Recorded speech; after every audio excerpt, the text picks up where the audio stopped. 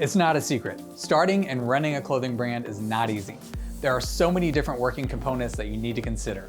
It doesn't matter if you're just starting out on your business journey or you've been at it for a while, this video is for you.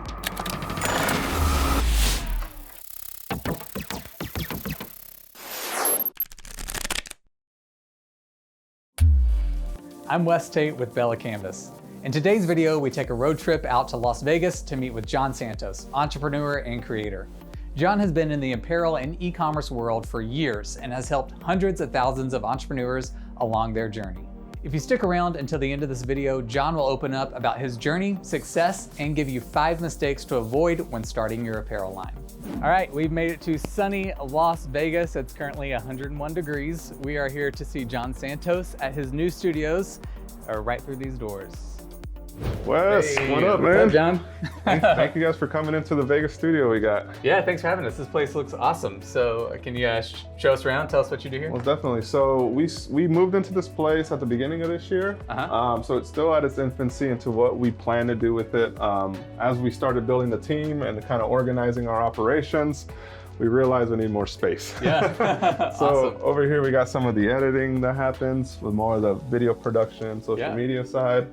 And then we got some campaign videos being worked on this side, as well as some business development happening there. Very cool. Back here is where it's like a mix of some sampling mixed with ideas that come to be executed on. Yeah. We just got some BELLA+CANVAS blanks a few weeks ago, so we're laying these out, testing to see how it applies with different print methods. Like this is a heat transfer method, just to see how it all really affects and washes and stuff, so we know that we're providing the best information and also the best products. Okay, place looks awesome. You got so much stuff going on. What do you have in store for us today? So as you guys are coming out here, I wanted to share 5 key mistakes that entrepreneurs often make. Okay. That I made these mistakes and way more. Like when we first got started out of high school, I banged my head, I learned a lot of lessons. And I think these 5 is not necessarily a catch-all, but definitely a good starting point for you to not make these and continue to grow in your journey as an entrepreneur. All right, excellent. Well, let's sit down and dive in. Let's do it. I think I got the chair set up over here. So, what is what's our first mistake? The number one mistake I think a lot of people often make is not treating what they're doing like a business. I feel like a lot of times when somebody says, I want to start a brand, I want to start a clothing brand, they treat it like a hobby. To begin with, it's okay because it is a hobby, it's a side hustle. But if you're side hustling it for years, you haven't transitioned into the business side. So you have to keep in mind that there's 3 things that you really need to focus on. And that's knowing your industry, that's having a plan, and holding yourself to a higher standard. What I mean by that is knowing your industry in terms of what it is that you're doing. Right now, people are watching this video, they're doing research on how they should be starting a clothing brand. So you're on the right channel, you're on the right piece of content that's gonna guide you into the research stage of knowing your industry. And this also means looking at different blanks, like ordering different fabrics, different garments, really getting to know the ins and outs before you start to do business and start putting money towards the business. On our channel, we share a lot of ins and outs with different manufacturing processes, to e-commerce, to product development and design, marketing tips. And we also have From the Ground Up Academy, which is an A to Z program that essentially walked through all the mistakes I made, from the successes and how those successes came, with the end goal to help you kind of like clear through a lot of the failure that you'll potentially have when starting up any custom product line. And then the second part of it is having a plan. There's a lot of people that just consume, they consume content, and there's all this information thrown at you and you have this big list, but you don't have a plan on how that list is gonna come together to actually start your company. Right. So creating a plan is the thing that you need to know and that you need to start doing. That means prioritizing what's more important than others, and ultimately it falls into holding yourself to a higher standard. And John's channel is great, and so we'll leave a link for his channel and also From the Ground Up Academy in the description below, so check those out. So what is our second mistake that we need to avoid? The second mistake people need to avoid is thinking that you need to build everything from the ground up yourself. Right. And what this means is, as you come up with an idea for an apparel brand, people are always like, I want to create a better version of a t-shirt, or I want to create a better version of these shorts. And unless your product is radically different, meaning radically functions different, it has some type of proprietary application to it, there's no reason why you should be building something that's available in the market from the ground up yourself. That's what we did when we started. I learned that mistake myself, so I'm speaking from experience here. That is a very costly mistake. It's going to cost you years of doing and thousands of dollars. Right.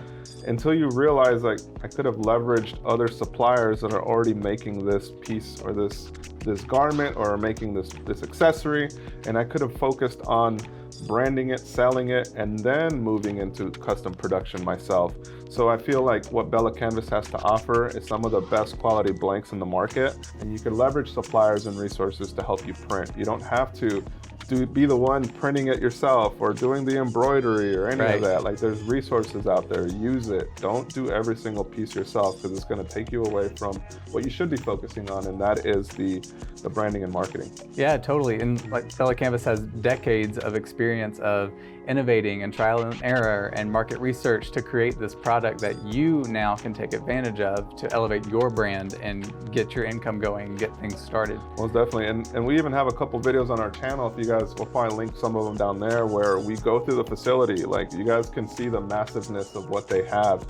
And I'm sure it's changed and become even more massive since that video came out. Yeah. But what I see there is millions of dollars of investment into a company to truly make a great product. And there's no reason why you need to be investing millions of dollars to do the same. So what do you have for us, our third mistake that we need to avoid? So the third mistake is not thinking about branding before creating your collection, your brand, your products, right? A lot of times people start to think, oh, I have this name that I want my brand to be, right? And people they always throw the term brand out there because it's just like, oh, I want to create a clothing brand.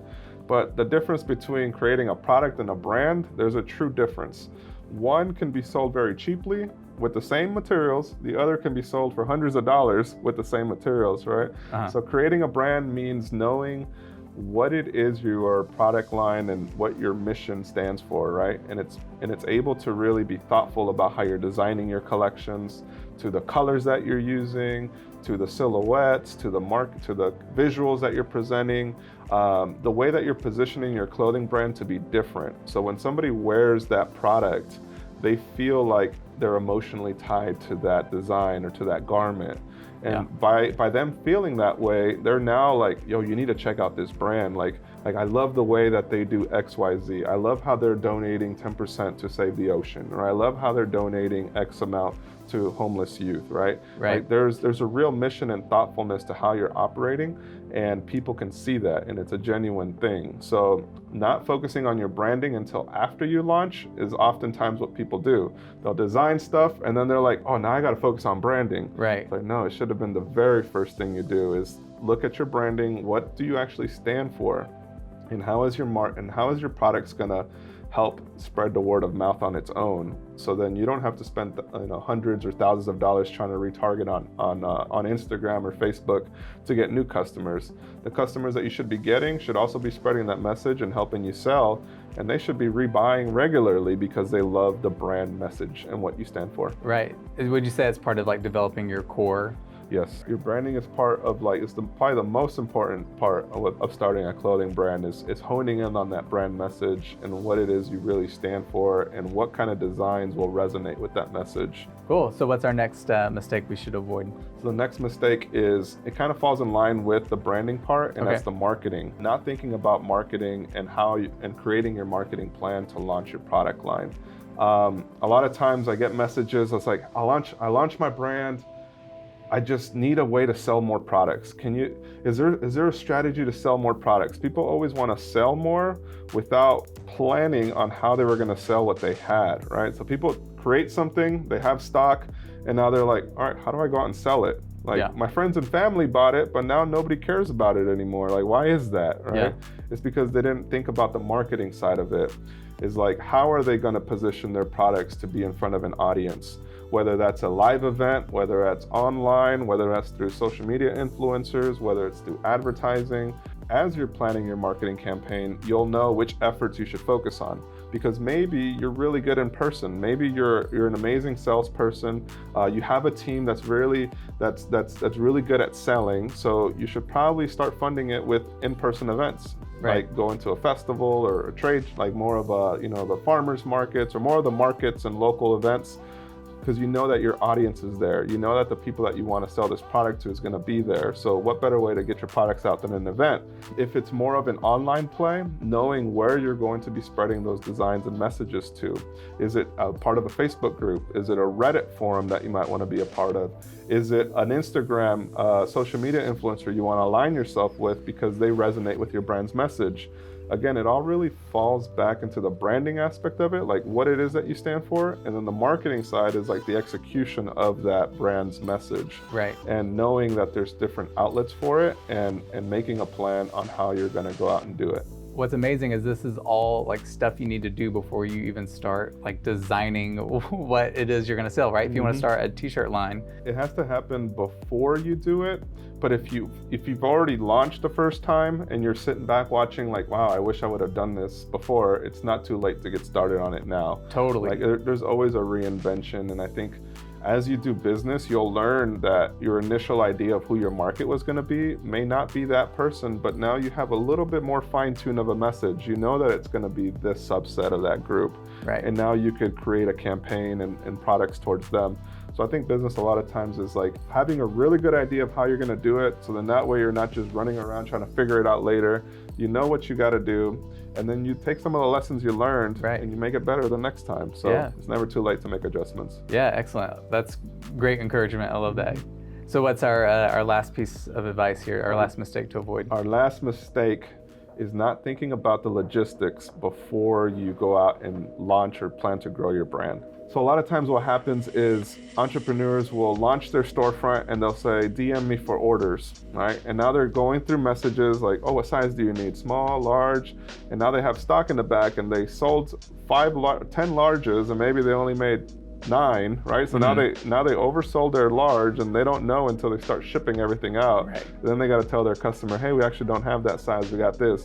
And multiply that with hundreds of customers and you're going to be focusing on customer service and logistics for your entire week. You're not going to be able to focus on the growth of the brand. You're going to be stuck in the day-to-day because you didn't think about the logistics required to actually grow your company. What this means is finding the right suppliers for your t-shirt blanks, finding the right suppliers for who's going to print, or if you're not going to print in mass, who's going to print on demand, right? Which supplier is going to be the one handling which designs, and how are those designs going to come across to the customer if they order one print on demand product, one screen printed product? How are you ensuring that they get that same experience, right? Even though it's coming from 2 different locations, the product looks identical, or the brand message, that the tag that's in the t-shirt looks the same as the tag that's on the screen printed garment, right? It doesn't look like it came from 2 different sources. And that's just one part of it, is finding your suppliers for printing. The other part of it is having a good logistical system in play, meaning how are the orders going to automatically deduct from inventory when somebody buys online and somebody buys in person? There's tools like Shopify that allow you to do a point of sale in person that also connects to your storefront. So if somebody buys something in person, now they're also taking that inventory out of your stock. So if somebody buys it online, it's not being resold twice. Okay. So finding tools that help you logistically manage your inventory is key. A big tip here is always getting into the rhythm of creating a SKU system for all of your products. Okay. SKU system and having barcodes. Even though it's still, like, you might be in the early stages, you need to get used to creating barcodes and SKUs for your products, because what you want to be able to do is essentially have it all packaged in a nice bag with a barcode in it and a SKU number, and that can get shipped out to a fulfillment center. Or if you're fulfilling products on Amazon, like, all of your barcodes are the same across all channels, so people can quickly get your products, scan it, ship it out to customers, and you don't have to worry about, did I send them this amount? Like, you know exactly how many products were sent to each facility. Or when you're selling in person, it streamlines the process of checking out. You grab the product, scan it, it's adding up the total, and you're good to go. So logistics means making everything that you're doing simple to do. So you could focus on the growth of the brand versus the everyday fulfillment of each product, or responding to messages like, we ran out of a small. You know? Yeah, right, totally, yeah. It should just say out of stock on the website. If I'm wanting to leave this video and do one thing right now, what would you suggest would be like one step I could take right now? I would suggest subscribing to this channel and to my channel, which is going to be linked in the description. Yeah. Aside from that though, the one major thing to do, I think that pays the biggest dividends, is laying out your plan. People go through life with nothing planned, and life always happens to them. You need to take action on what you're doing, and if you're taking action on starting a brand, then you need to take action on holding yourself accountable to doing that. Right. Regardless if it fails or works, by you doing that, it's going to give you an outlet. It's going to open up your opportunities in your mind to what line of business you might actually want to be in, or what line of service or industry you really want to work in. Maybe it wasn't making the apparel designs. Maybe it was on the printing and fulfillment. Maybe you really enjoyed the logistics, or the actual making of the product versus the designing and marketing of it. You'll really get to learn more about yourself in the process. So laying out a plan with some deadlines to yourself, and then leaving a comment with when you're going to be launching. Hey, there you go. And then have everybody in the community hold you accountable to it. Yeah, I like that. Cool. Well, John, thank you so much for taking time out of your busy day to just enlighten us with all this information. It's really great. I definitely check out the description below for links to all of John's stuff, as well as some stuff from us. And yeah, let's see those comments. See you guys in the next one.